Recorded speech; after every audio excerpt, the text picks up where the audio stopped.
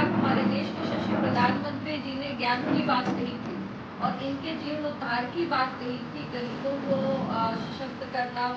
युवाओं को रोजगार करना, अन्नदाताओं को प्रोत्साहित कर अग्रणी करना खेती के क्षेत्र में और मातृशक्ति को सशक्त करना।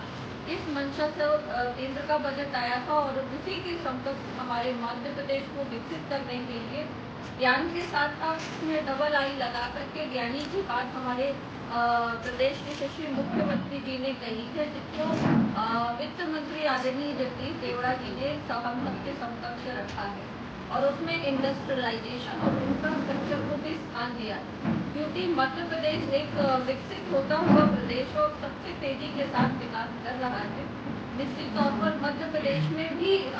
जिस तरह से सबसे मजबूती मिली है वो मातृशक्तियों को मिली है और यही का उदाहरण लेकर के बाकी के प्रदेशों में भी मातृशक्तियों को मजबूत करने का निर्णय लिया है। इसलिए उदाहरण के तौर पर हम देखते हैं कि मध्य प्रदेश जिस तरह मातृशक्तियों को अग्रणी कर रहा है हर क्षेत्र में और महिलाओं को सशक्त कर रहा है आर्थिक दृष्टिकोण से भी, और हम देखते हैं कि हमारी सरकार ने सरकारी नौकरियों में भी 35% का आरक्षण महिलाओं को दिया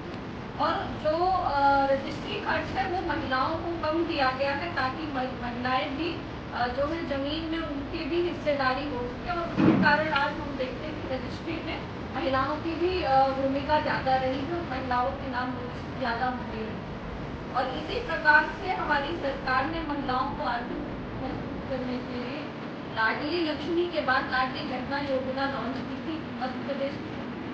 योजना थी और इसी को आगे बढ़ाने के लिए अलग से सरकार ने आगे भी जारी रखी और महिलाओं को और मजबूती देने के लिए अब जो हमारी सरकार ने निर्णय लिया है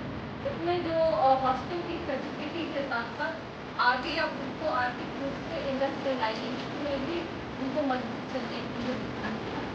इस प्रकार हमारी सरकार ने हर क्षेत्र में बजट को रखा है। माइनिंग का क्षेत्र भी हमारे यहाँ बहुत महत्वपूर्ण है और मध्य प्रदेश को विकसित करने में और उसके यहाँ के जो हमारे पदार्थ हैं वो बाहर बहुत उपजाऊ जमीन के बाद भी माइनिंग के क्षेत्र में भी हमारी जो मध्य प्रदेश है परिपूर्ण है और उसको भी विकसित किया है। इंफ्रास्ट्रक्चर आप देख रहे हैं कि प्रदेश का इंफ्रास्ट्रक्चर भी बहुत तेजी के साथ विकसित हो रहा है और यहाँ न केवल देश के कोने कोने से बल्कि और देशों से